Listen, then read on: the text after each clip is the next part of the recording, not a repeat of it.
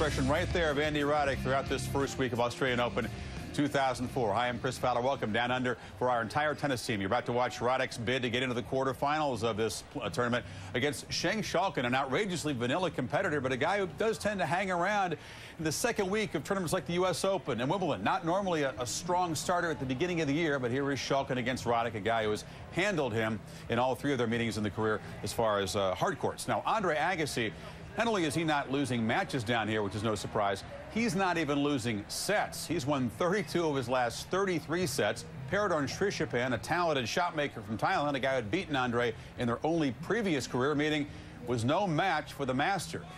3 straight sets, although Agassi really was troubled in the first set. Srishapan comes out hot. Agassi has to fend off 5 set points in the first set. Eventually prevail in a tiebreak. Agassi sneaks to the net. Now in the second set, Srishapan competes, but eventually loses it as well. And in the third set, Srishapan, a guy who played exactly 7 sets of tennis coming into this tournament, or into this match with Agassi, is pretty much cooked. Agassi physically, mentally imposing his will on the much younger opponent and rolling into the quarterfinals. Something of a milestone match for Agassi. This is match number 250 in his Grand Slam career. And Andre, the signature bow to the crowd. Now Agassi awaits the winner of the Sebastian Grosjean-Robbie Ginepri match. Ginepri, a young American on the rise, certainly the underdog against Grosjean, lost the first set. As we speak to you now, Ginepri and Grosjean are on serve in the third set at a set apiece. We'll also continue to update that match, and also Marat Safin and James Blake in action in the arena adjacent to Rod Laver Arena. But time now to go inside. It is Andy Roddick's bid to get into the quarterfinals, opposed by Schalken. We go to Cliff Drasdale, Patrick McEnroe, and Mary Carrillo. There we've got a man. You know, some guys choke like a dog when they get to be #1 in the world, but we sure haven't seen that from Andy Roddick, who is seeded to win the championship here. He's playing beautifully. You know, we all knew how good a hardcourt tennis player he is. He's been showing that for the last couple of years. He won the U.S. Open last September. But this much slower, rubberized, high-bouncing hardcourt suits him just as well. I mean, everything that he does well on a hardcourt, he does well here. And he showed it right from the jump in the first round against a dangerous guy, Gonzalez. He served big, and look at that. That high bounce doesn't bother him at all because he's so big and strong himself. His serve has got a lot of action on it, so it forces people back beyond the baseline. And again, that opens him up for his big forehand. He has been unworried, just in a total comfort zone, and he's played some potentially dangerous opponents, but he straight set it Taylor Den. This was not a good match at all for the young American, but for that young American, it was all Roddick. And he looks every bit as good to me on this slow hardcourt service as he looked in winning the U.S. Open last year. Okay, so if there is pressure on him, you sure haven't seen it. I fully agree with that. And he takes on Schalken, who is a Dutchman. He's been a semi-finalist of the Open a couple of years ago. This is a strong hardcourt player, strong enough, who won wonders. Well, Schalken, you know, there's nothing vanilla about his results that he's had on the tour. I mean, Schalken just continues to win matches. Last year, finishing at his highest ranking ever in the top 20 at number 18 in the world. He does everything well. He doesn't serve particularly well for how tall he is. He's got a funky little motion. But, I mean, last year, look at his results at Wimbledon and the U.S. Open quarterfinals. Both a year previous to that, he lost to Pete Sampras in the semifinals of the U.S. Open. So here he is again, you know, starting around week number 2 of a major, and he's alive and kicking. Roddick set to serve here. They did play these two last year at the U.S. Open, and Roddick won that match pretty handily.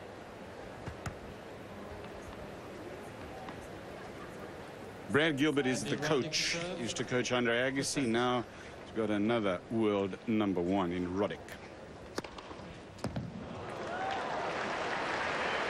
Of course, he was a #1 when he took him over after the French Championships last year, but he is now behind 2 wins at Masters Series events and the U.S. Open.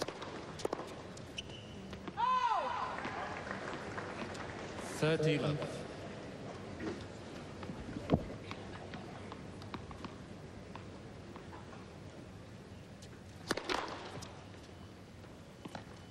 Still a Cornhuskers fan.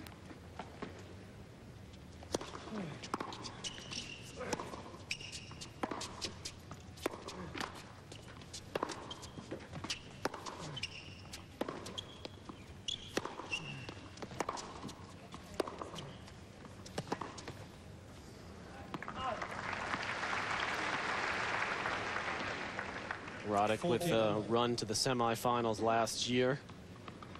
That was without Brad Gilbert. Yep, an epic match with Elanawi. All over 5 hours, that one. But he was with Brad when he faced Sheng Schalken at last year's U.S. Open and beat him in 3 straight sets. Schalken's best results seem to come in the majors. He likes playing the long matches. He's good. He's good for long battles, and he wins a lot of 4- and 5-set matches. I just don't see how he's going to be able to take it that distance against Roddick. It's a relatively flat ball from the back of the court, Schalken, and that's not the type of shot that's going to give Roddick too much trouble. He'll be able to push Roddick back behind the baseline, and you know if Schalken can do that consistently off the ground.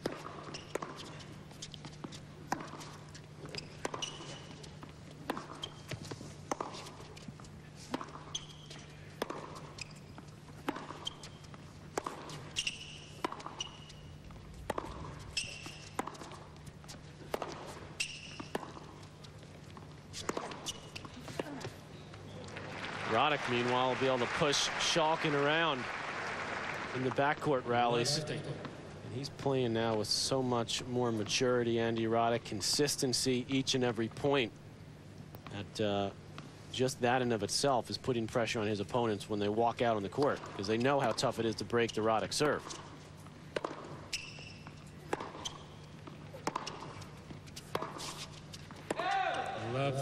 Schalken feeling a little bit of that already.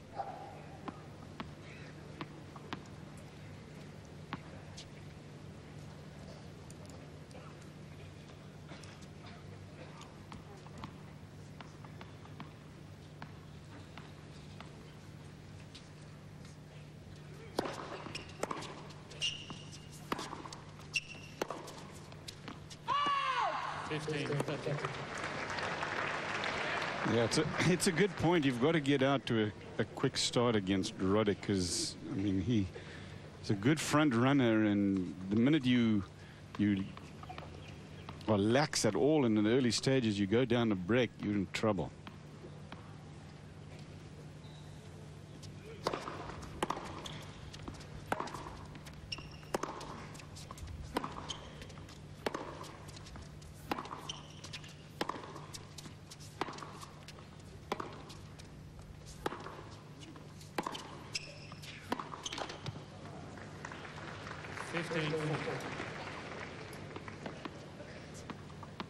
We'll see a lot of backhands in this match, Schalken. His forehand is very pretty. It's just so simple and uncomplicated. That backhand can get behind him a little bit.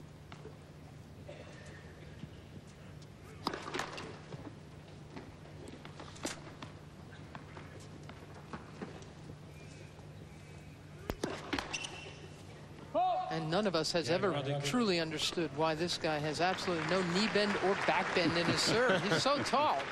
He is a big guy, and almost like he's playing in slow motion. 2 to Roddick. Section of the draw, Agassi through in straight sets. Grosjean and Ginepri battling. Grosjean up 2 sets to 1 in that one.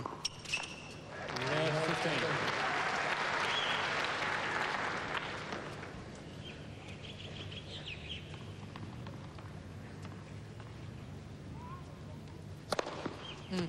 15 all.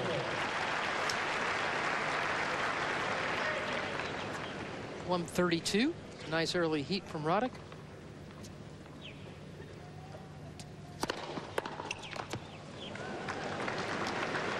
A little more heat. 136. Went right into the body. 30, 50. And what does Brad think he can get it up to 160?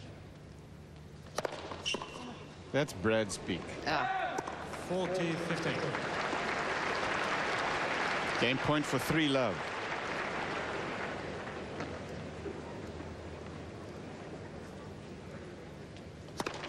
Let's for service.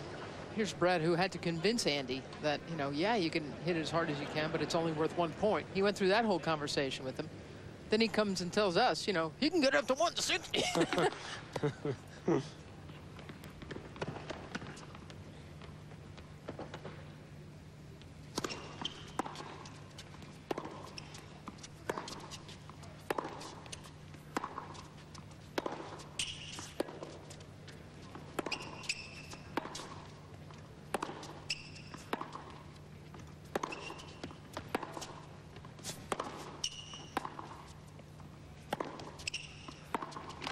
Game, Roddick.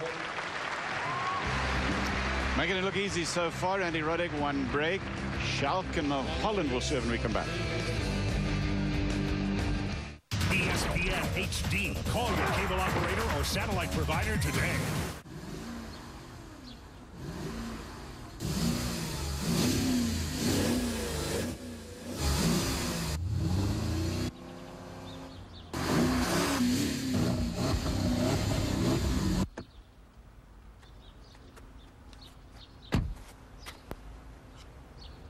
Is that cool or what? I know. It's incredible. The 450 horsepower Porsche Cayenne Turbo. There is no substitute. In 1977, an idea was planted. One day, it would lead to high-speed internet access, streaming video, and sharing digital photographs. It's been 25 years now. Today, SBC companies supply more people with high-speed DSL than anyone else in America. Obviously, the idea grew. SBC, going beyond the call. Experience the film critics are calling the best picture of the year. Now back in theaters everywhere. Mystic River, nominated for 5 Golden Globe Awards, including Best Picture. Mystic River, rated R. Now back in theaters everywhere. You see an ancient source of power. At Franklin Templeton, we saw a chance to invest in what became the international leader in wind technology, generating powerful returns for Templeton Fund shareholders. Finding opportunities like this around the world requires a unique perspective, one that's made Templeton a leader in global investing for over 50 years. Franklin Templeton Investments. Gain from our perspective. Think of this as itchy, flaky dandruff, the kind that keeps coming back. Shut it down with Neutrogena T-Gel, the #1 dermatologist-recommended shampoo to help keep persistent itching and flaking away. Shut dandruff down. Neutrogena T-Gel. It works. Only one event combines the best action sports athletes with Mother Nature.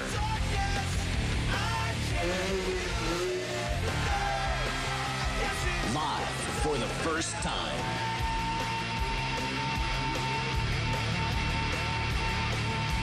Winter X Games 8, live from Aspen, continues today at 3 on ESPN and continues every night at 9 on ESPN.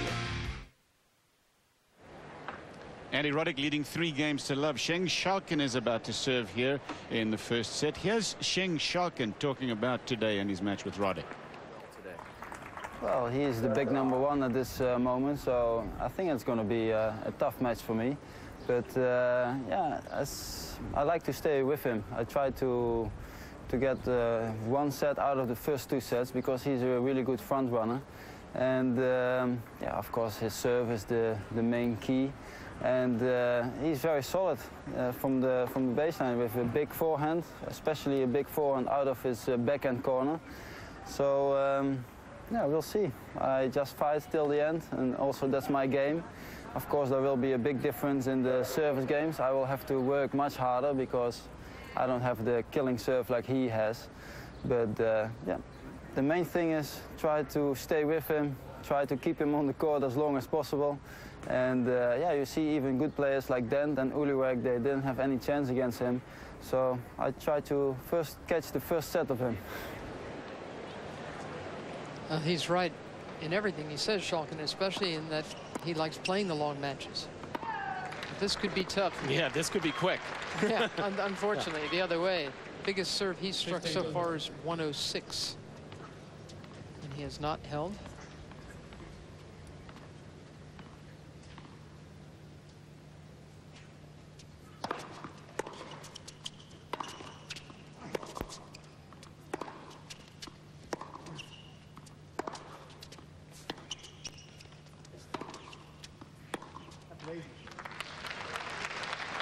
You think of any other Dutchman who got to the quarterfinals of the Australian Open? I think maybe Tom Akker did. Especially it was on grass. Richard Krajicek also, I thought, would be the Krajicek? first one. Michael Sharpers, Jacco Ilting.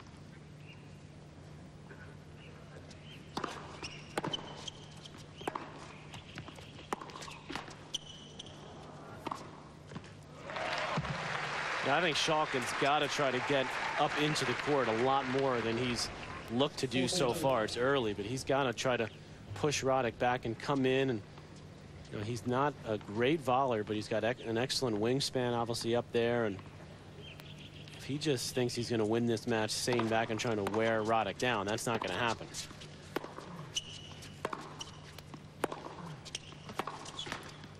He's going to be the guy doing most of the running, I think, in those rallies. Bit of help from the net, and he's on the board. 3-1 to Roddick. Roddick leads 3 games to 1.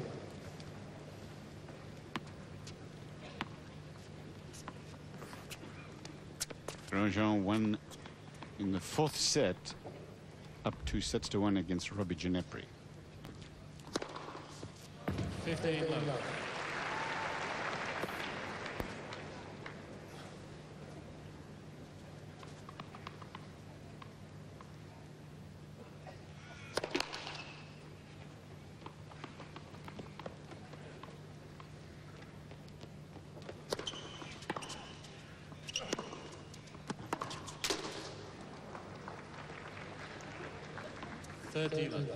Schalken played a couple of tournaments to prepare Chennai. Lost to Carlos Moya, who ended up winning the tournament. That was in the semis, and then in Auckland he lost to Rafael Nadal. We saw what kind of game Nadal had in his match with Leighton Hewitt. Just tremendous talent from the 17-year-old Spaniard. Losing 7-6, 7-6, and 6-2 to Leighton Hewitt.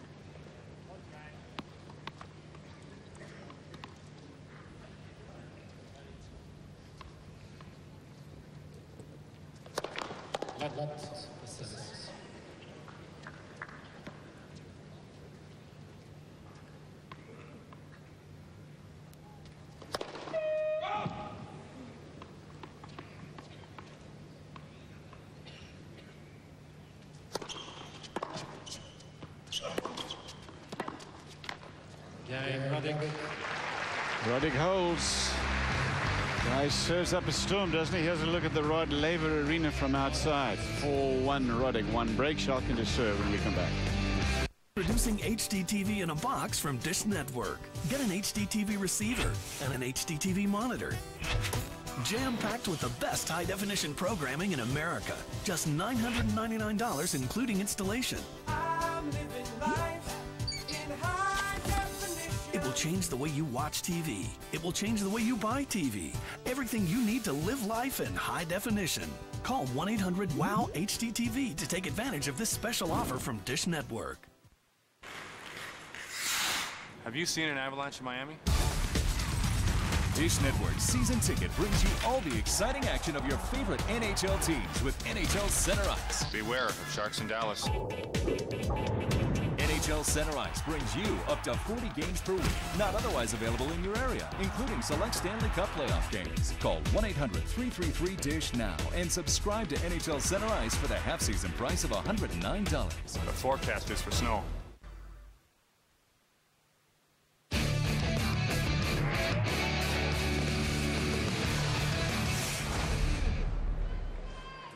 Rod Laver Arena, 3rd round men's singles. The winner of this will be in the last 8 of this first Grand Slam championship of the year down under in Melbourne.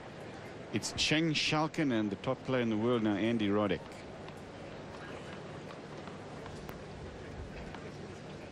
He ended the year #1 on the ATP Champions race. Love 15. Youngest American ever to finish the #1 spot on the entry ranking. He's been there since November 3rd.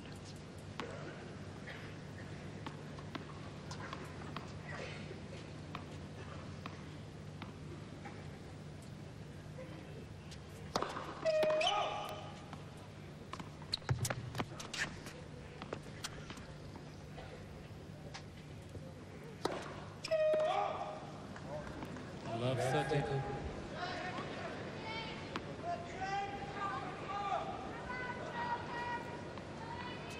Two double fours from Sheng.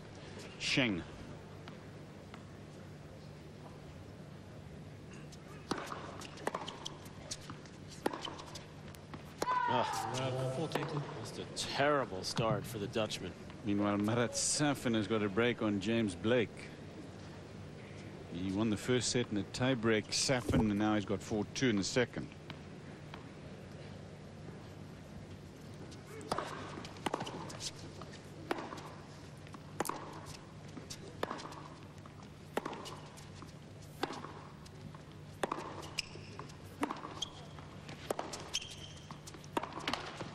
Yeah, Roddick.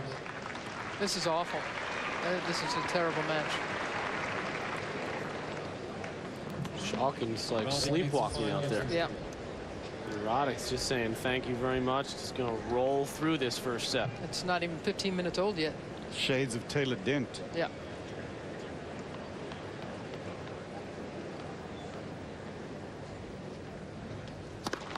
Level assistance.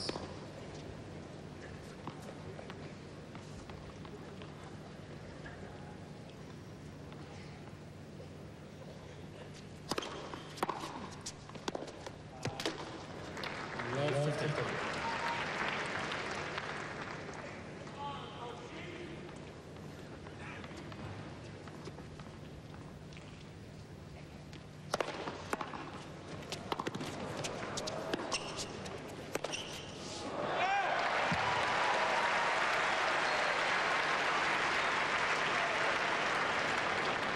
Love 13.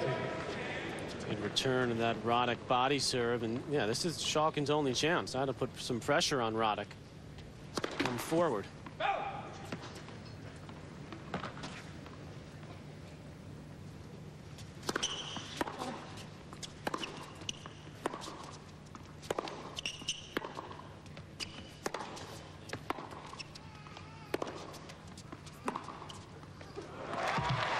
Much better swinging. There's Schalken's coach. What's that name? Willem Jan van Hulst. What did I do there, Cliff? You did Not bad, huh? actually pretty well. Yeah. Jan van Hulst.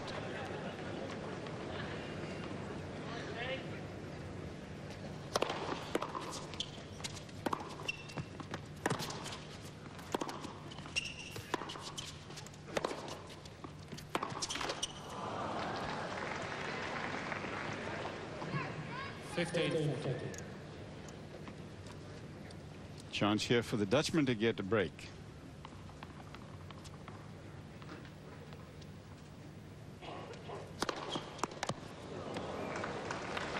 Second break point erased quickly. Problem for Sheng Schalken is that Andy Roddick's been here plenty of times, and there's nobody in the world better at saving break points against his serve than this man you're looking at, A-Rod. He tops that list on the ATP statistics.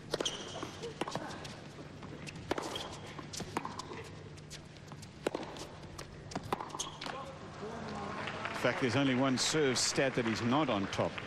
Yes. Which is first serve percentage, probably, but you didn't expect him to be on top in that one because his serve's so big. He's got such a big one. Advantage, Roddick.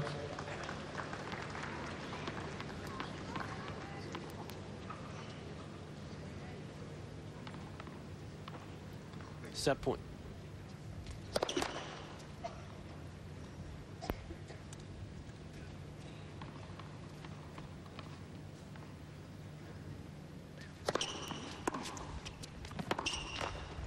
Yes.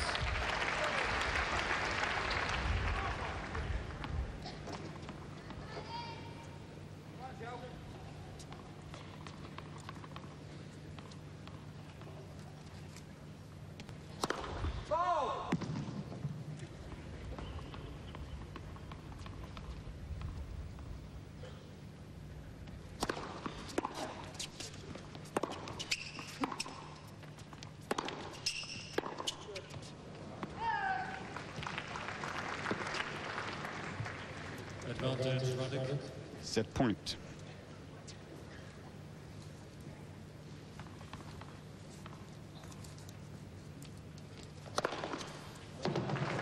The ace closes it out. A couple of three break points against his serve, but you never really felt it was any real trouble. 6-1. I fly for business. Business. Business. As in making money. I need to be thinking about my meeting. Not whether I'm going to make my meeting. I need flights. Lots of flights. I need cities. I need perks. And I need to get home. Look, if it wasn't important. Look, if it wasn't important. I wouldn't be flying Halfway across the country or Halfway around the world. I need an airline That understands all that. Next time you fly, get a lot more airline on American Airlines. My name's Matthew Wang. I fly American. My name is Michael Malden. I fly American Airlines. You met in the snow. He helped you dig out your car. There were dates on skates, also known as comedy on ice. Followed by 15 winters, for better or for worse. Your skin won't tell. For skin that looks and feels healthy every day, take good care with Vaseline Intensive Care. This is Andy Roddick taking on Sheng Schalken in the round of 16. The winner will be in the final 8 here in this first slam of the year. Cliff Drysdale, Patrick McEnroe, Mary Carrillo. Watching Andy Roddick continue this demolition derby that he's been on here. He took out Taylor the Dent in short order, and now he's got first set 6-1.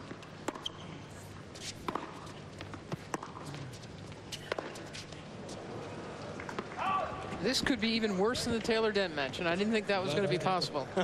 But, I mean, Schalken is missing from everywhere. He's not getting anything on his serve, and he just looks defeated already. Got the Bodan Ularek look. Another one who faced Roddick and lost the match in the locker room.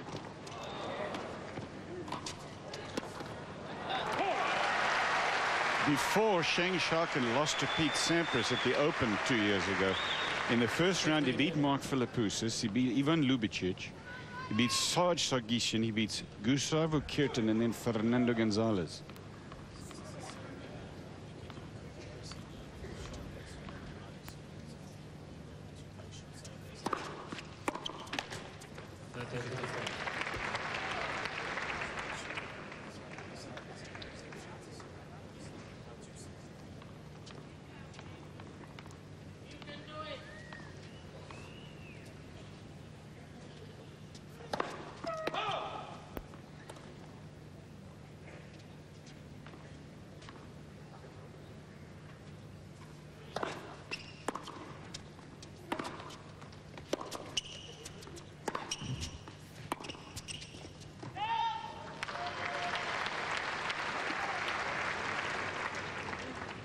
$40-50.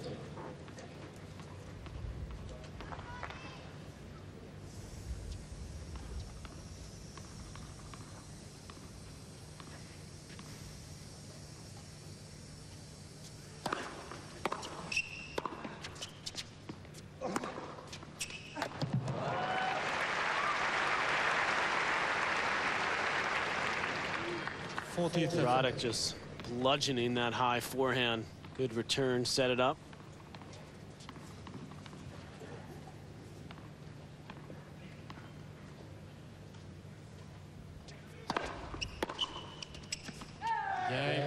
Schalken's on the board in the second, 1 game to love. Andy Roddick easily winning the first, though. At 2 breaks against Schalken and won the set 6-1. Schalken had his chances to break in the first set, but Roddick closed that in a hurry. Marat Safin now up 2 sets to love on James Blake, 7-6, 6-3. Blake had a whole host of break points to get back on serve and could not convert. Sebastian Grosjean as well, comfortably ahead of Ginepri, 4-1 in the fourth and 2 sets to 1 for the Frenchman.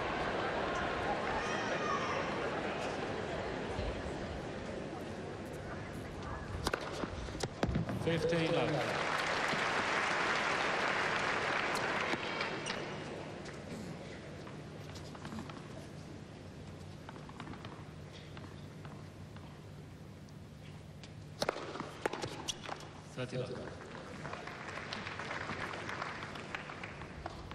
he's going to have shoulder problems, Patrick? I don't think so. No. I think the motion is excellent. A lot of upper body rotation. He's very limber, Roddick, in his shoulders and his upper body. A lot of stretching as a kid and just genetics.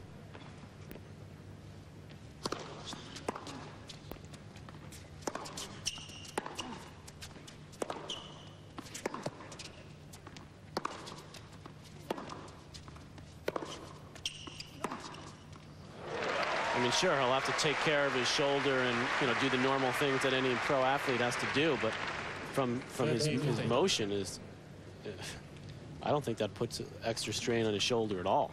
In fact, it's technically so sound. Very simple.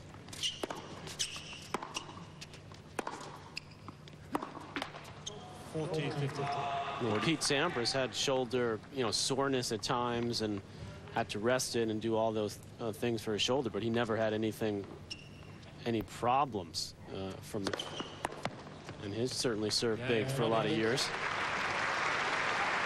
The Roddick holds, and it's one apiece. One game. Let's head over to Margaret Court Arena now, because we've got something going there that is definitely worthwhile checking in on. Sebastian Grosjean, Robbie Ginepri, the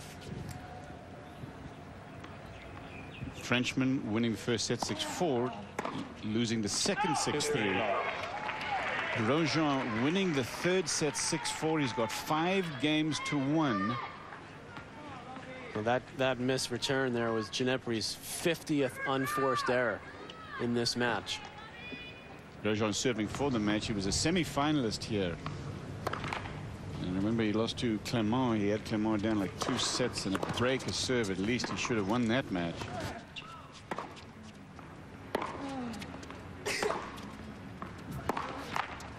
So Grosjean serving for the match against Robbie Ginepri of the USA. Ginepri is a 21-year-old.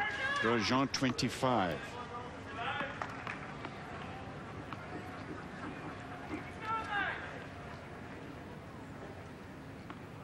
Sebastian Grosjean is seeded number 9 here in Australia.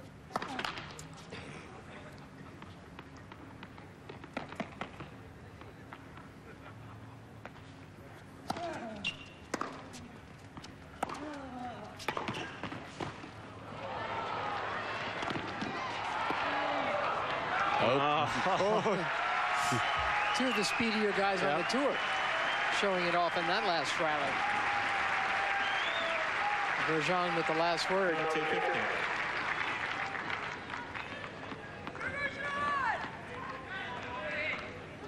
It's the furthest that Robbie Ginepri's gotten in a Grand Slam. Made the 3rd round of last year's U.S. Open for losing to Todd Martin.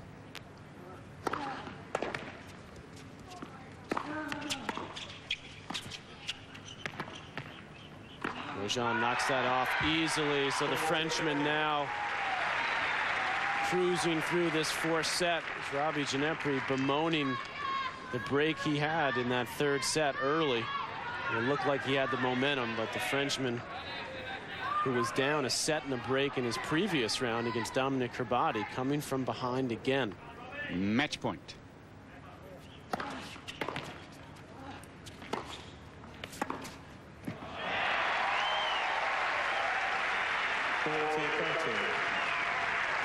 Grosjean is the lone Frenchman standing in the draw.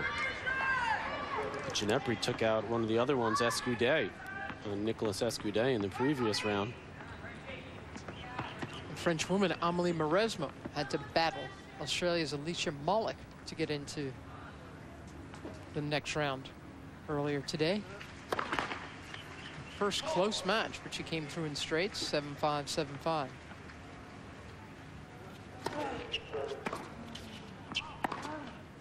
That forehand winner does it. Nevertheless, you have high hope. You've always said good things about Ginepri, Captain. Another good step for him to get to the 4th round. Ginepri, Grosjean, a little too much experience for him, but he's a hard worker, Ginepri, and he's going to make some noise in another major this year, I have a feeling. Sebastian Grosjean giving a hand in the appreciative crowd here. Grosjean is tough. Yeah, tough guy and a lot of experience and very versatile player. And he moves on to the quarterfinals. Now back to Andy Roddick in the Rod Laver Arena. The score here in this game with Schalken serving. He's got a game point at 40-30. It's 1 game all in the 2nd set. The 1st set going easily. 2 breaks of serve to Roddick 6-1. Schalken. 2 games to 1. The players will change ends. The Australian Open, first Grand Slam of the year, exclusively on ESPN and ESPN2. To cure athlete's foot, you've got to be fast on your feet. And nothing lets you treat faster than Lamisil AT. Lamisil AT cures athlete's foot with just 1 week's use. Not even a prescription can beat that. If you use Tinactin or Lotrimin AF, you'll be treating for 4 long weeks. Who's going to do that?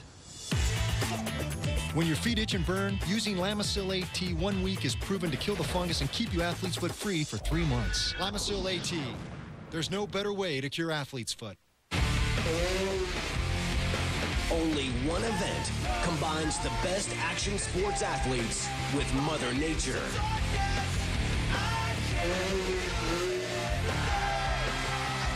Live for the first time.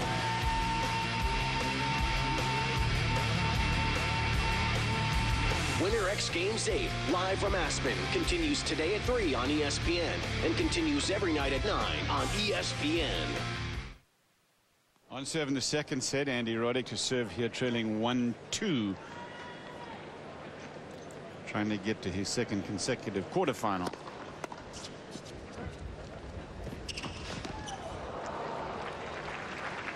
Grosjean played Agassi last year at this juncture, and he'll meet him again. Grosjean and Agassi in the quarterfinals. He's beaten Agassi before in a major at Roland Garros a couple of years ago.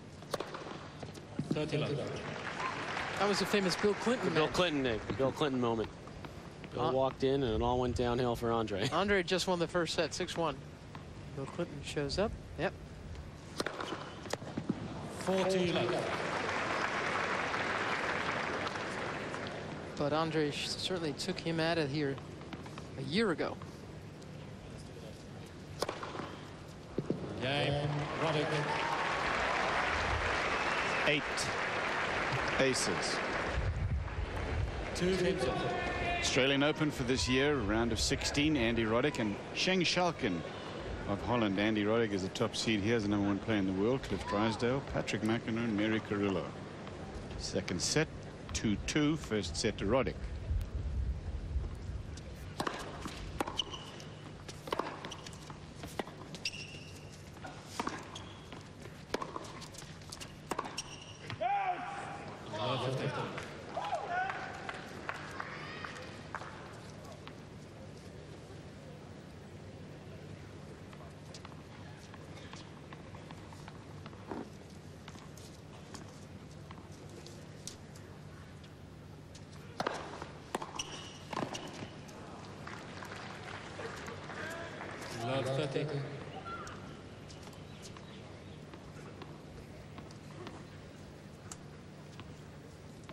Too much mustard on that first serve from Schalken. As you see the unforced errors, Roddick playing very clean tennis, just 107-mile-an-hour serve, and Schalken followed it in.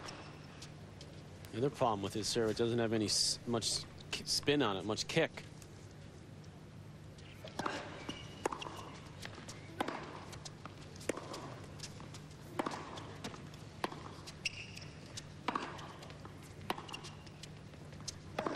Without a lot of kick or slice or action on it, that means it just sits right up in the strike zone. And very easy for the returner to deal with. Now 3 break points.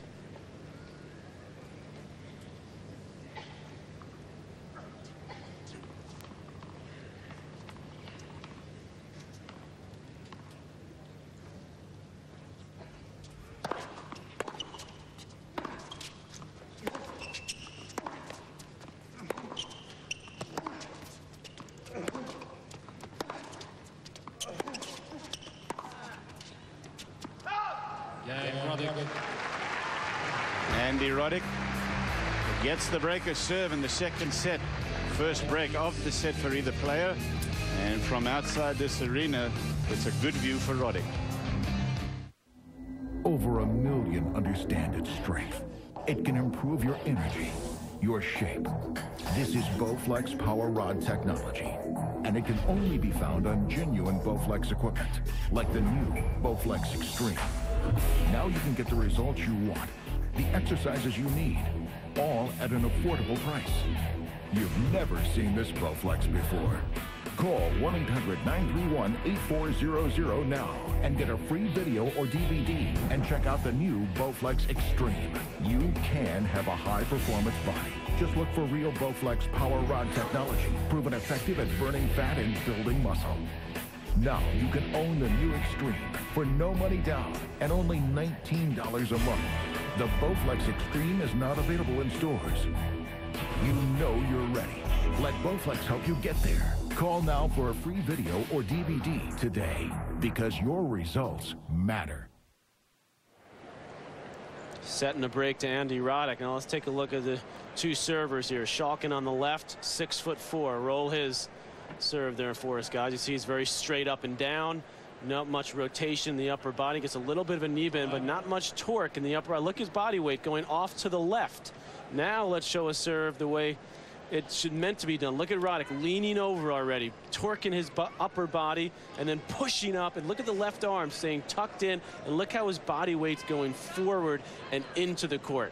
And shot spot serve comparison, Roddick in the red, Schalken in the yellow. And obviously, Roddick's serve is going to get there a lot more quickly. But you can just see that the torque, the rhythm that Roddick gets, particularly with the upper body, and the knee bend just exploding up into the ball.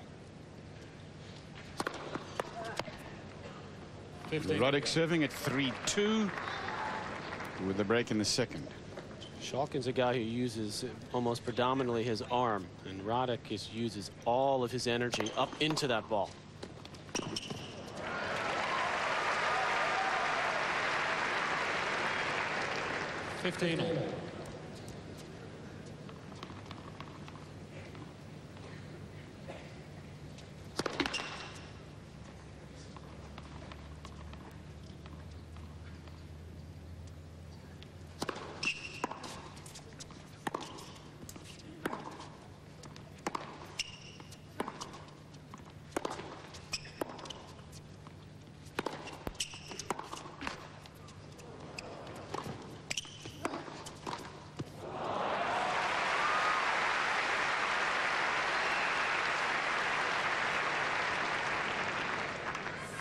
Roddick quickly up to this one, gets position at net, and the dropper.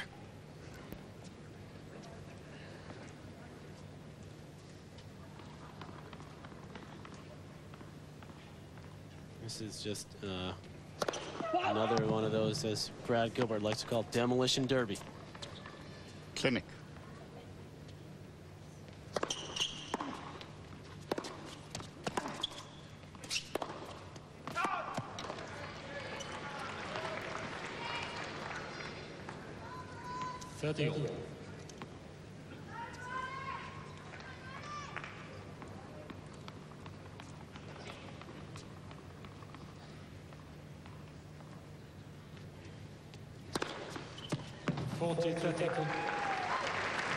Game point here for Roddick. Schalken had a younger brother. His name was Tur. He was a great tennis player as well. When he was 15, he got leukemia. And those were really emotional times for the Dutchman. Passed away.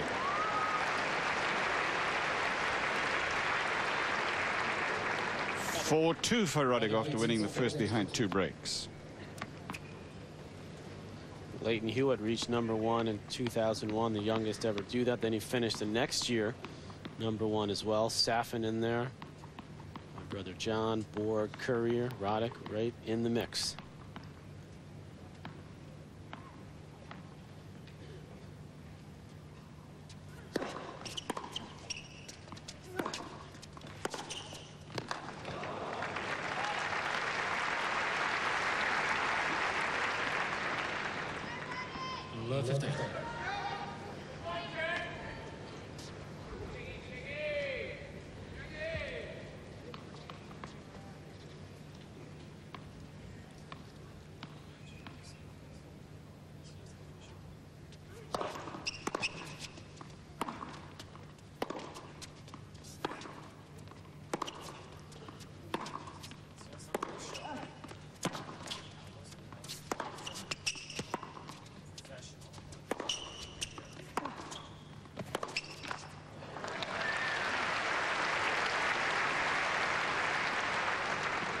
+6 on the differential. There were 13 winners, and I pointed that out also in the last match that Roddick played. You know, he's hitting a lot more winners than unforced errors.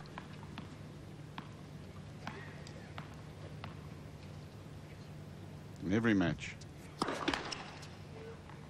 And believe me, it's not that easy, because you've got a guy in Schalken who's not coming up and giving him that much of a target.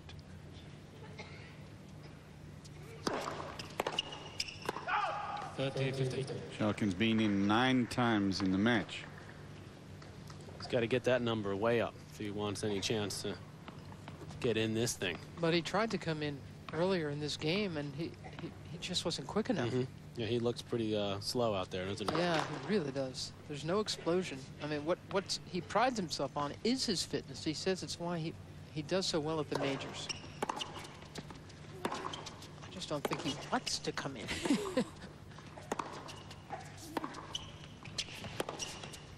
There he comes again. Again, he's not in good enough position. Add that to the winners column. Now this is just a poor decision by Schalken to come into the Roddick forehand side when he had a high forehand he could have gone up the line with. Roddick just too solid off that wing.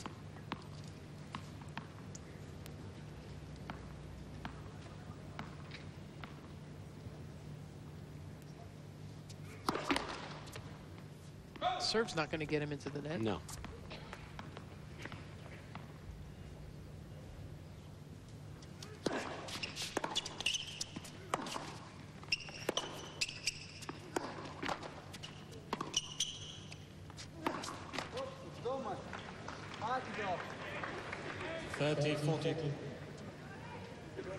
Schalken, like so many of us, played against the wall a lot, and he said that he was Ivan Lendl every time, and he never lost a match.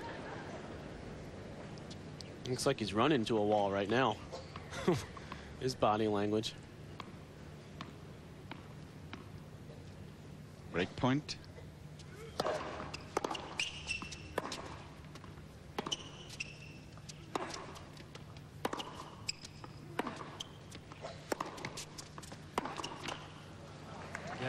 So there's the insurance break for Roddick. He'll serve for the second set. First set, Schalken only able to get 1 game.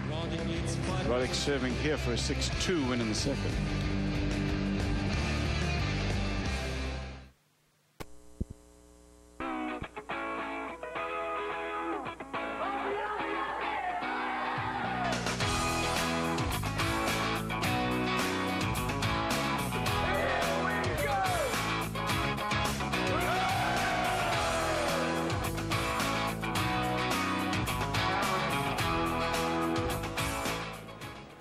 Australians, just by the way, love Americans. If you come down to this beautiful country at this time of the year, it is summertime down under in the south of the equator, and you are, as an American, warmly welcomed in this country.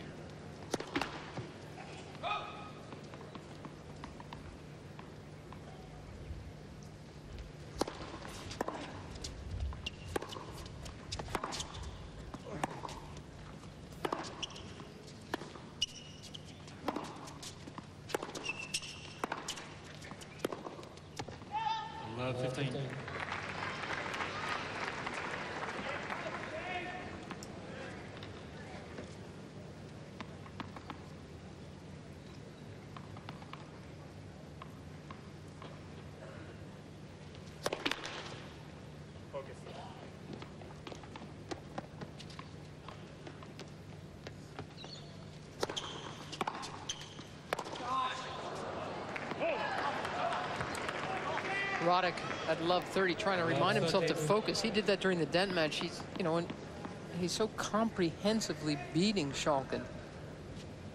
It's easy to get bored out there. 15-50. That's the only thing he's got to worry about right now is his own interest. He's taking care of this as quickly as he can. 135 on the Porsche gun.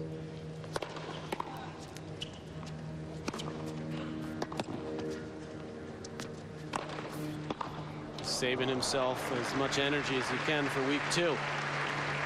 Andre Agassi was asked after his win today if he could ever remember the conditions being so cool at the Australian. And he said no. Yeah, I bet. But the thing is, Agassi likes the heat. He feels he's the guy who will last the best in the wilting sun.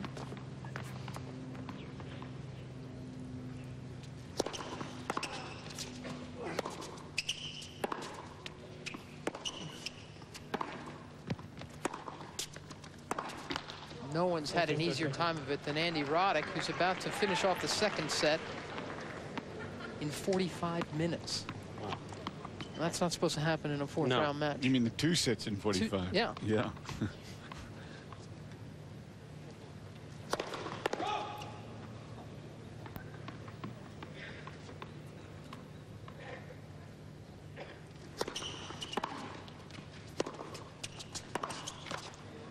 And that's what happened. 6-2. Only 45 minutes, Chris, over and easy. Well, Mary Jo Fernandez joins us here on the terrace to talk about this strange turnaround at a Grand Slam. All the top men are progressing through, not dropping a set. Usually we expect it on the women's side in the early rounds. Instead, many of the top women have been challenged. Obviously, Venus beaten, and we see today in fourth-round matches, even Justine Henin pushed by an unknown Italian, Mara Santangelo. That's right. We're starting to see some close sets, and Justine Henin, she's the top seed. She's the favorite to win this tournament. She struggled in the second set against the qualifier, but Justine Henin, she's finding ways to win when she's not playing her best, and she still has not found her best form. She was playing the tall Italian who qualified, won 6 matches coming into the round of 16. Not afraid to come to net, but the variety from Justine Henin just too good for the Italian. The second set would go to a tiebreak, and Henin realized quickly she was going to have to come to net, take some of that net away from her opponent. It became 4 points all in that tiebreak as Santangelo, refused to go quietly. But again, you'd expect the world #1 to play the big points a little bit better, and she did here. Which is exactly what she did. She really used her forehand well. That's a shot that she's worked on so much in the last 12 months, and a lot of winners, more unforced errors, so she's going to have to tone that down for her next match. So, like Roddick, Henin playing her first major as world #1. She's enjoyed that ranking for a couple of months, and up next for her is American Lindsay Davenport. And if she's going to continue the streak of American women who've won this title, it's now 4. Davenport the best chance, and boy, she played a good match against Vera Zvonareva. This was her best match of the tournament so far. She was focused, she was positive. She only lost 3 points when she got her first serve in, and the Russian in the near court had no answer. She was very negative throughout the match. In the first set, after she lost her serve, she started to throw her racket around. Remember, Zvonareva took out Venus Williams last year at the French Open, so she can play. But for Davenport, this was a very big match going into the quarterfinals. You see the first serve percentage. Lindsay absolutely dominant in her service game, and you're right, stunningly, I think, easy match for her against Zvonareva. Amelie Mauresmo had played a whole bunch of easy matches coming into the 4th round, taking on the last Aussie Ope, Alicia Malik, right there serving. And this match, Chris, was the best match of the tournament quality-wise so far. 2 great sets of tennis, both players with a lot of variety. Mauresmo had been cruising throughout this tournament. She had to face the tall Australian who's playing her best tennis of her career, who moved a lot, came in a lot, but Mauresmo so solid from every single side. The backhand's what set up a lot of her points, and it would be 2 tight sets. And look at this pass from Amelie Mauresmo. Wow. What a beauty. Mauresmo, 4th straight slam into the quarterfinals. That's been the problem for her, though. She's lost to some Williams sisters. She's lost some matches. Now she will be the heavy favorite in her next match against fabulous Fabiola Zuluaga on the very short list of great Colombian tennis players. Zuluaga right there, first woman from her country to ever get to the quarters. She's the last seed in the tournament, and she's going to have a tough assignment against Mauresmo. Mauresmo should win that easily, but the big match is Davenport and Henin, a repeat of last year's round of 16. Davenport wants a little revenge, Chris. She wasn't too happy with the cramping last year, and then Henin running all over the place. I think we're going to see Davenport very focused and eager to win this match. That was Lindsay, what, 4-1 in the 3rd set, eventually lost it 9-7. That is kind of the strongest, most competitive side of the women's field, this draw right there. Let's go back inside. Talk about competition, Chris. Not too much competition here as Andy Roddick is very much in control of the match, not of this game, because Schalken has 40 love. First set, Roddick 6-1, second set 6-2, 2 breaks in each set.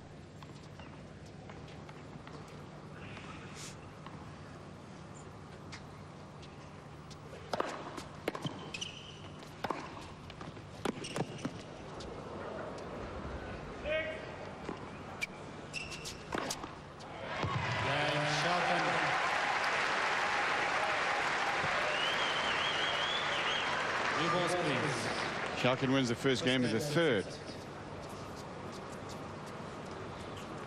Get that ball way up in the that high lob. Somebody in the crowd shouted 6. That's a cricketing term. No, not with the cricket again. What does that mean? 6. It's like a home run, right? Right, exactly. If the batsman hits it right out of the field over the without touching the ground, it's a 6. If it touches the ground before it gets to the boundary, it's 4. You know, you would think ESPN would start showing a lot of cricket because you've built it up so much, Cliff. But I'm not sensing that there's that real groundswell for that sport. I might be wrong. You can't even say it. You can say that sport. You know, it's called cricket. Well, I don't consider it a sport. 15th. Ooh. I hope this telecast doesn't go to either India Yeah, I know, or Pakistan or England. A lot of emails from India. Oh, yeah. Cricket is king. No, it's right up there with curling. That's fine. Now I'll get it. Now I'm aggravating Canada. 15.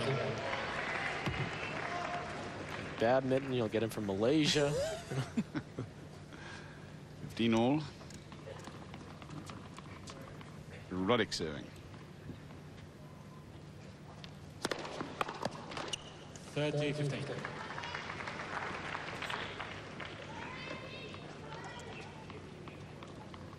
James Blake looking to get back into the match. Over on Vodafone, up 4-3 in the third against Safin, 2 sets down.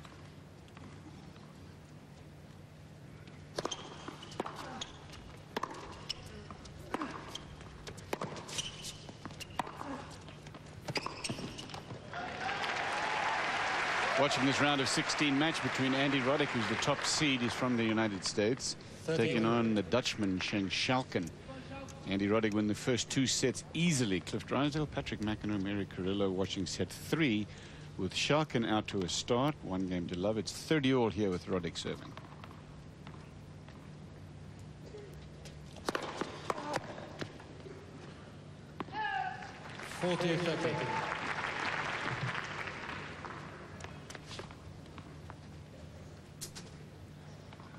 Roddick's won 26 out of 30 of his first serve points in this match.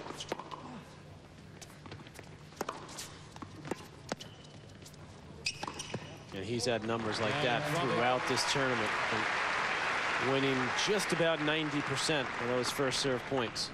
Yeah, he's sort of like Andre Agassi on this rebound ace rubberized hard court.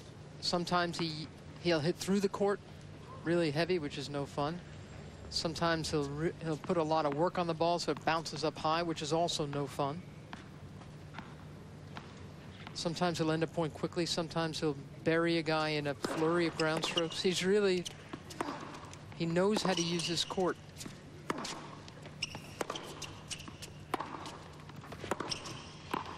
And like Andre, he uses different shots for different occasions. 15.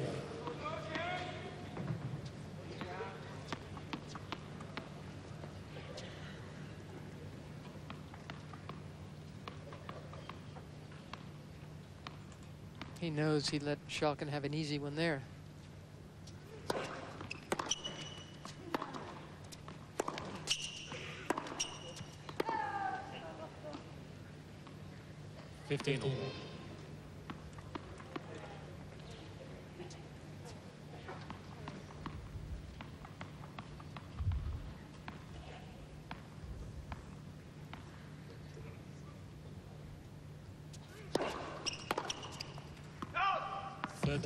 Round of 16 last year, he took out Mikhail Yuzny, Roddick did, and he was down 2 sets to none. Tremendous match played over in the Vodafone Arena, and then that memorable,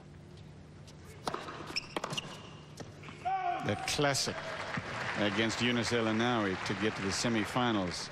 He won that 21-19 when it was 15 all. He said he thought to himself, you know, I'd like to win this match, but it doesn't matter whether I do or not because I can feel like I'm part of something really special, Roddick said. Took them to 15 all to figure that out. I mean, that was just for the first 4 sets were even unbelievable in that. Schalken's up 2-1 on serve in the third set.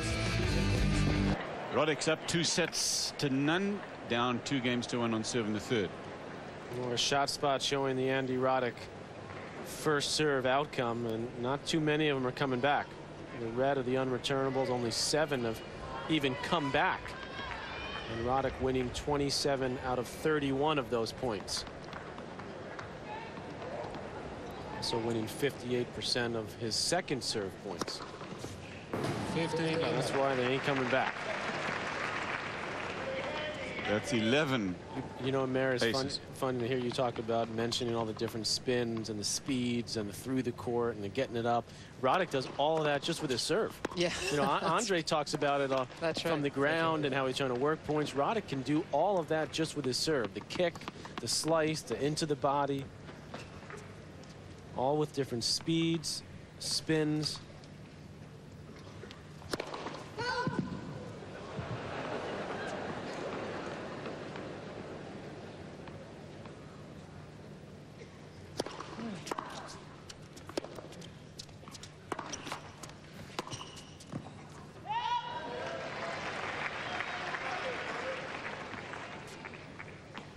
Thirty 15.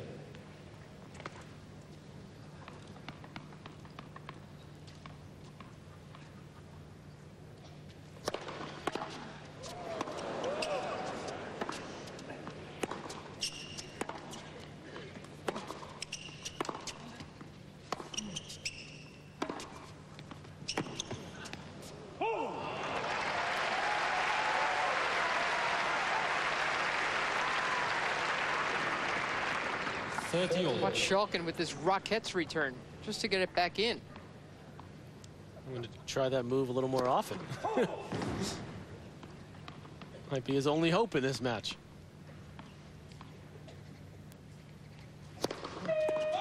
30 You've heard of the kick serve, Mary. That's the kick return.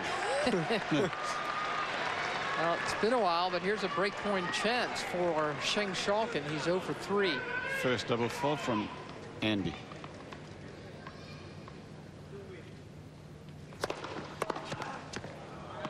Well, he knew where it was going. Well, they knew. He guessed right, but still didn't get it back. And he put in a nice, safe 133-mile-an-hour serve.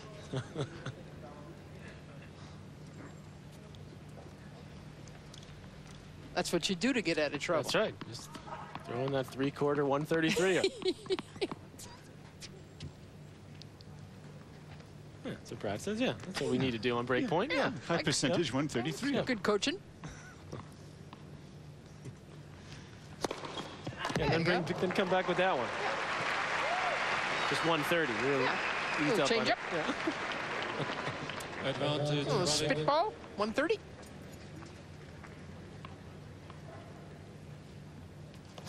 There you are. Game Roddick. Another 130. Yeah. 2 games on.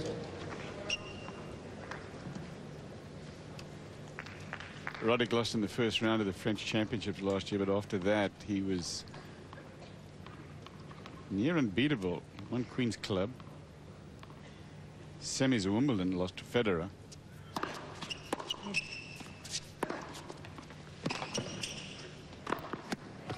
Then he wins the great tournament in Indianapolis. Henman beats him in Washington. But then at the Monster Series of Canada, he beats Nalbandian in the final. He takes out Marty Fish, Cincinnati, and then wins the Open, the U.S. Open, over Ferrero in the final.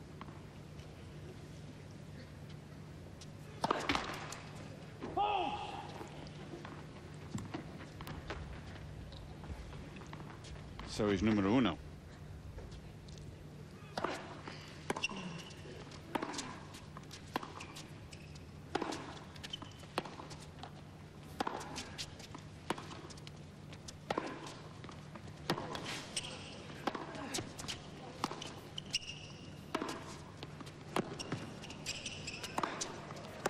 Oh, come on. Hello. Grip it and rip it, baby. Defense the whole way until that. It's the defense of Roddick that earns him the shot at that winner. 15 all.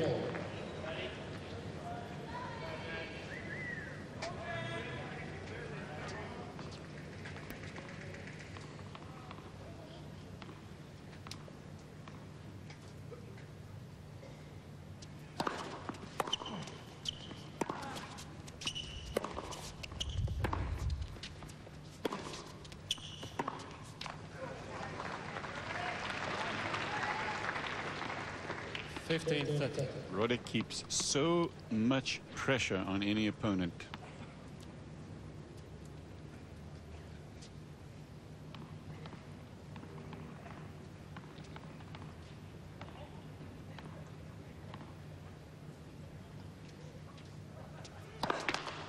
Four round of 16 matches today, then 4 round of 16 matches tomorrow, including Hewitt Federer. Oh! 15-14. Break points here for Roddick.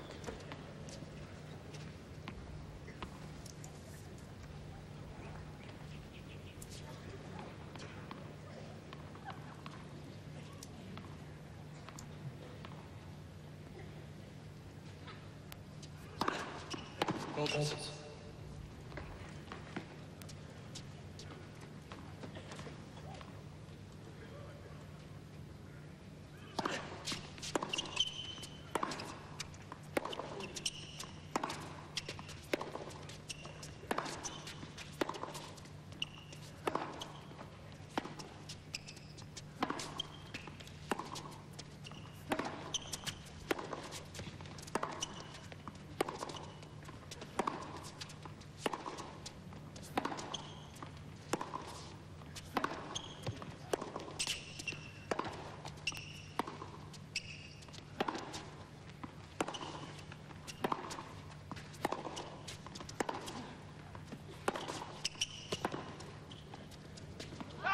Just too solid from Andy Roddick there. Gets the break in the third. He's got a 3-2 lead, and he'll serve, and we come back. Eric Carrillo calls this the Rockets pirouette. Had to move forward to try to put some pressure on Andy Roddick. He hasn't really tried it that often, but when he has, well, guess what? That hasn't worked. Nothing's worked. Schalken again has Roddick on the defensive, and for some reason again goes back to the forehand. No. Got to go to the backhand, have any chance there. All Roddick all day long. 4-3 Roddick. 2 sets to Roddick.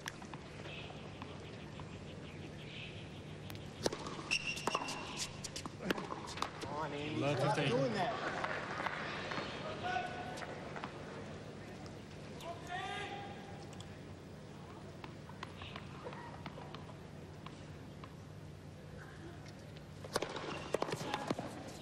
Hey! 15 all.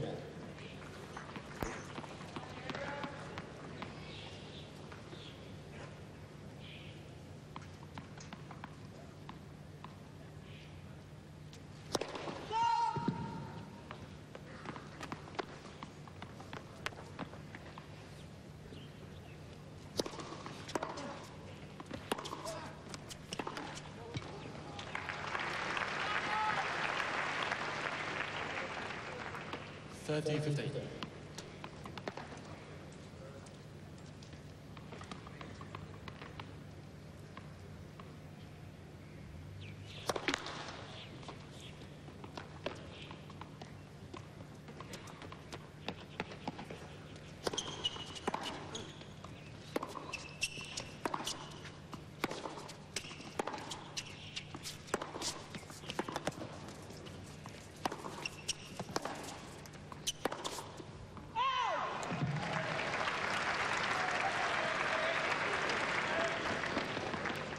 $30 all.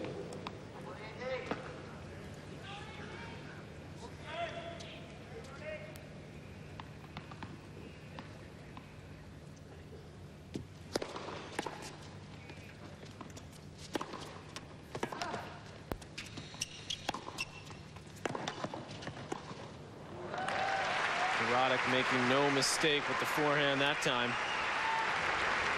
Setting himself up. Good footwork with little steps. Just setting himself up.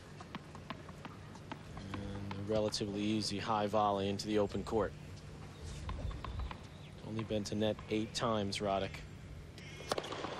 There's another monster body blow. That's huge. That's right into the body, and the Dutchman barely time to get out of the way of that.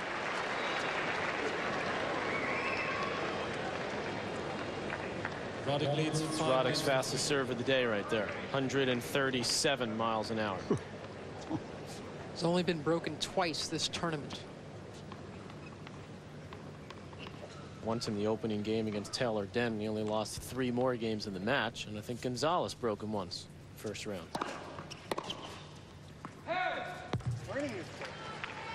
Listen to the attitude of Roddick. He's up 6-1, 6-2, 5-3. This match is over.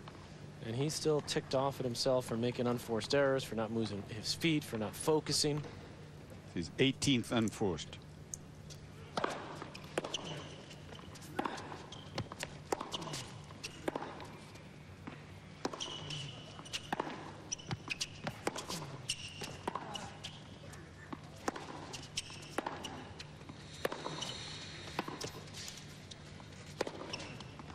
You know, Mary, I think you're absolutely right about that comment of Roddick, sort of winners to unforced errors, that's been the biggest difference in the numbers when you talk about his game. But it's also now, even when he makes unforced errors, I just feel like now when he knows it's a bigger point, his focus snaps it. Yeah, his intensity picks up a little bit. He makes an error if he's up 30-love or 40-15. Playing those big points so much better.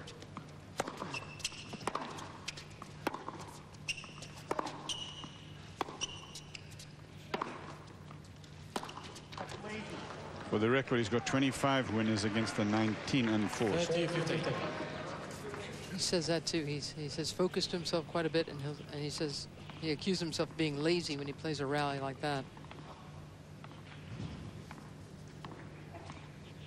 He knows this whole match has always been all about him.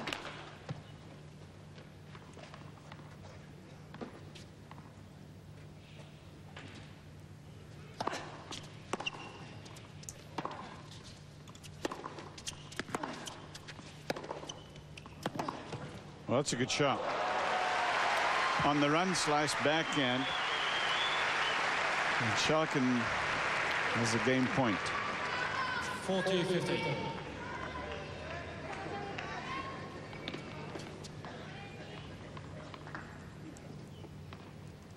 Yep. If he hits that one, you've got to just give it to him, says the coach.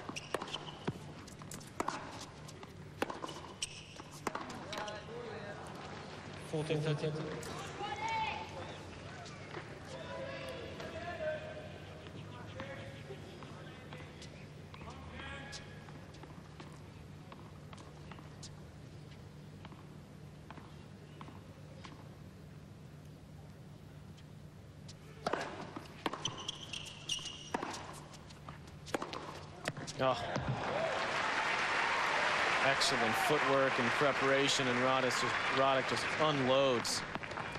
Watch the way he sets himself up here from behind Andy Roddick. He quickly moves to his left, gets himself away from the ball so he can take that big swing and accelerates through the contact point.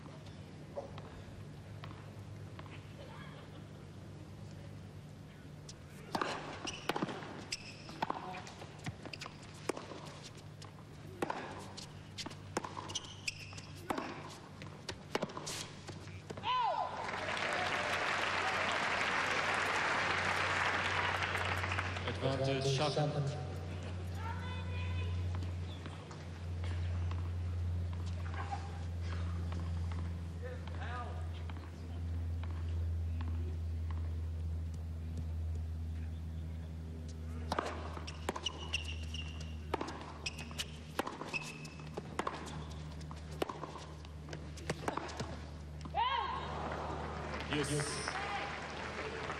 Has mind working hard, Schalken.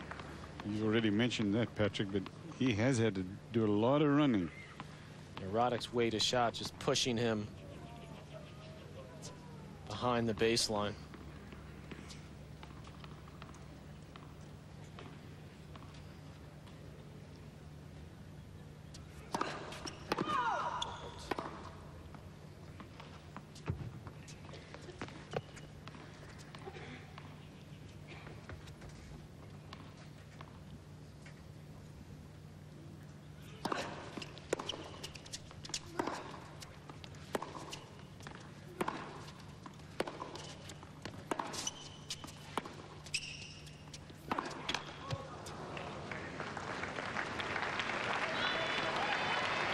Advantage Roddick. Murmur from the crowd as the smart tennis watchers understand this is match point for Roddick and his chance to be in the final 8.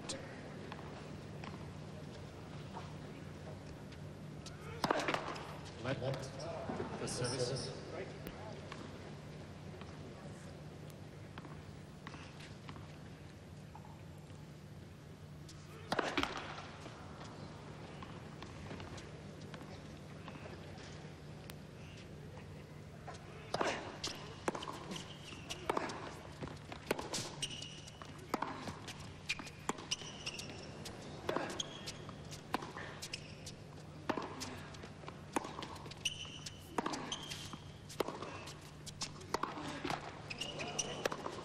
That'll do it. Second match, Roddick. 3 sets to love, 6-1, 6-2, 6-3. 1, 2, and 3, and it's over. I can't remember a men's major where the top guys have all cruised so easily in the first week. I mean, Agassi looking dominant. Federer, Hewitt, of course, they'll have a showdown tomorrow. And Andy Roddick. And my guy now Bandian. Your guy now Bandian. He's looked very strong. And so it's just shaping up to be one heck of a second week. Roddick, just tell you, boys, he's handling being #1 with no problem whatsoever. Roddick waiting for the winner of just a heck of a match going on between Marat Safin and James Blake. Agassi through in straights, and Grosjean a winner in 4 over the young American Robbie Ginepri. Speaking of Safin Blake, after we take a break, you'll see some of that match between the Russian and James Blake of the USA. Agassi is through, and so he is now joined by Andy Roddick in the final 8. Now playing on pay-per-view.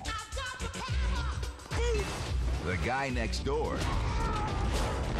gets a shot at being the man upstairs. This should certainly spice things up a bit. Jim Carrey stars in his funniest comedy ever. I better manifest some coffee. Hola, Juan Valdez. Bruce Almighty.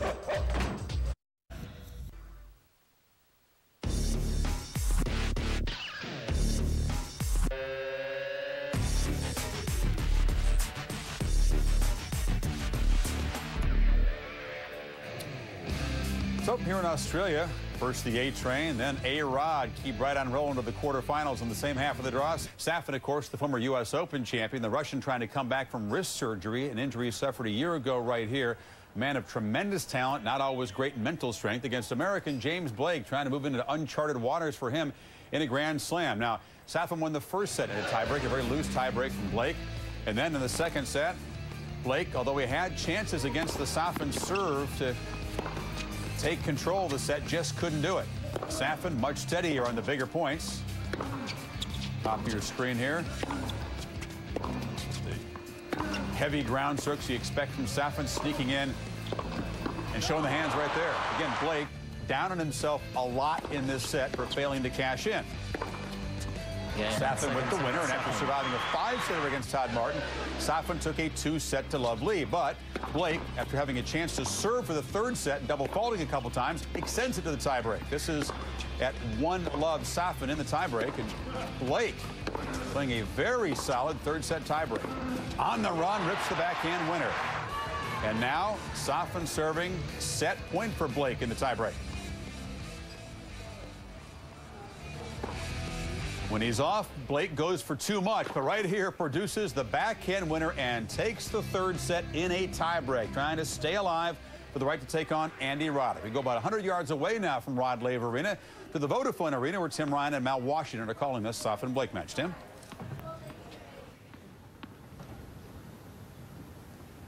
Here in the Vodafone Arena, Safin 30-15.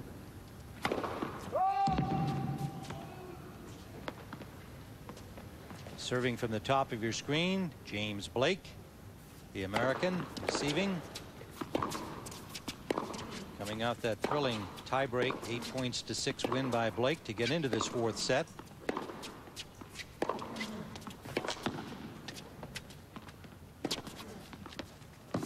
What a shot. And another. Look at this. Yep.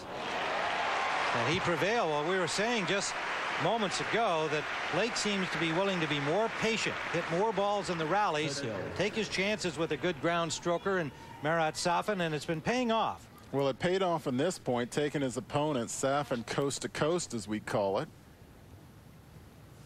First 2 sets of this match, it was really Safin who was maybe getting the better end of a lot of the long rallies.